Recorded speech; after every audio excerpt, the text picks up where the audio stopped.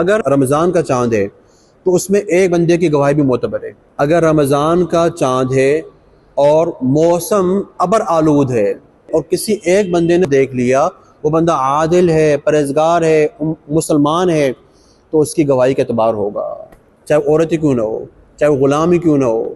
ایک بات تو یہ ہو گئی۔ اب درمیان میں جملہ معترضہ ہوگا۔ جملہ معترضہ یہ ہے کہ اگر ایک بندے نے کھلی آنکھوں سے خود چاند دیکھ لیا، وہ گواہی دینے کے لیے پہنچا حکومت کے پاس، حکومت تسلیم نہیں کر رہی، تو ایسا بندہ کیا کرے گا؟ کیا فرماتے ہیں؟ ایسے بندہ کیا کرے گا؟ خود روزہ رکھے گا، رمضان میں خود روزہ رکھے گا۔ لیکن عید کا معاملہ برعکس ہے۔ مسئلے کو سمجھیں آپ۔ ایک ہے رمضان کا چاند دیکھنا، ایک ہے عید کا چاند دیکھنا۔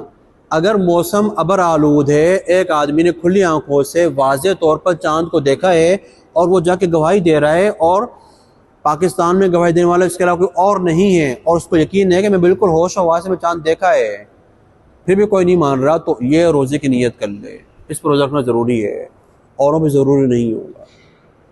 لیکن اگر موسم ابر آلود نہیں ہے، موسم بالکل ٹھیک ٹھاک ہے، اور دیکھنے والا ایک بندہ ہے، تو گواہی معتبر نہیں ہوگی۔ دیکھنے والے دو بندے ہیں، گواہی معتبر نہیں ہوگی۔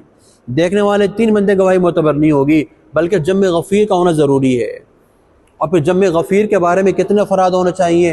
کہا جاتا ہے، بعض نے کہا کہ 10 افراد ہوں، بعض نے کہا کہ 50 ہوں، بعض نے کہا کہ 100 افراد ہوں، لیکن اس کے بارے میں راجح بات یہ ہے کہ جمع غفیر سے مراد یہ ہے کہ اتنے لوگوں نے دیکھا ہو کہ ان لوگوں کو ہم جھوٹا نہ کہہ سکتے ہوں کہ نہیں یار یہ نہیں ہو سکتا، چلو یہ بھی جھوٹا ہے، یہ بھی جھوٹا ہے۔ 10 بندے کہہ رہے ہیں اور پھر 10,000 لوگ کہہ رہے ہیں، تو لہٰذا ان سب کا دیکھنا ضروری ہے، ٹھیک ہے۔ لیکن اگر چاند وہ عید کا ہے اور ایک بندے نے گواہی دی ہے اور موسم جو ہے نا وہ ابر آلود ہے، تو اس کی گواہی کیا ہوگی؟ معتبر ہوگی۔ لیکن اگر اسلامی حکومت اس کی گواہی کو معتبر نہیں مان رہی، تو پھر وہ عید نہیں کرے گا، وہ رکے گا یہاں تک کہ وہ اگلے دن عید کرے گا، مسلمانوں کے ساتھ وہ عید کرے گا، اپنے آپ کو جھٹلائے گا، ٹھیک ہے، کیونکہ احتیاط کا تقاضا یہی ہے۔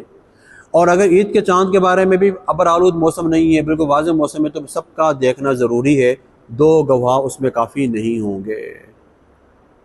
صحیح بات یہ ہے کہ چاند دیکھنے کے حوالے سے اللہ کے نبی کا حکم ہے، قال النبی صلی اللہ علیہ وسلم، آپ نے فرمایا، یوں فرمایا جیسے آپ نے فرمایا تھا، الشہر ہاکذا ہاکذا وہاکذا، پھر الشہر ہاکذا ہاکذا وہاکذا، فصوموا لرؤیتہ وافطروا لرؤیتہ۔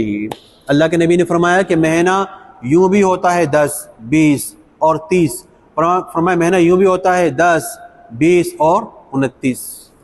تو فرمایا کہ روزے کو دیکھو، تو روزے کا تعلق، رمضان کا تعلق جو رویت پر ہے، حساب کتاب پہ نہیں ہے۔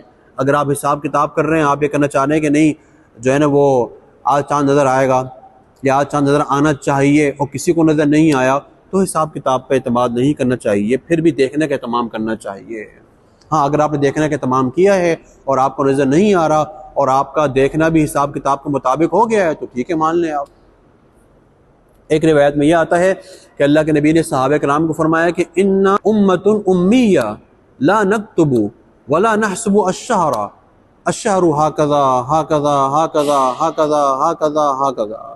فرمایا کہ ہم تو ایک ان پڑھ امت ہے، ہمیں حساب کتاب نہیں آتا، نہ ہم گن سکتے ہیں مہینہ 30 کا ہوگا یا 29 کا ہوگا، اور اگر مہینہ 30 کا ہوگا تو پھر دیکھنا بھی ضروری نہیں ہے، وہ رمضان ہی ہوگا۔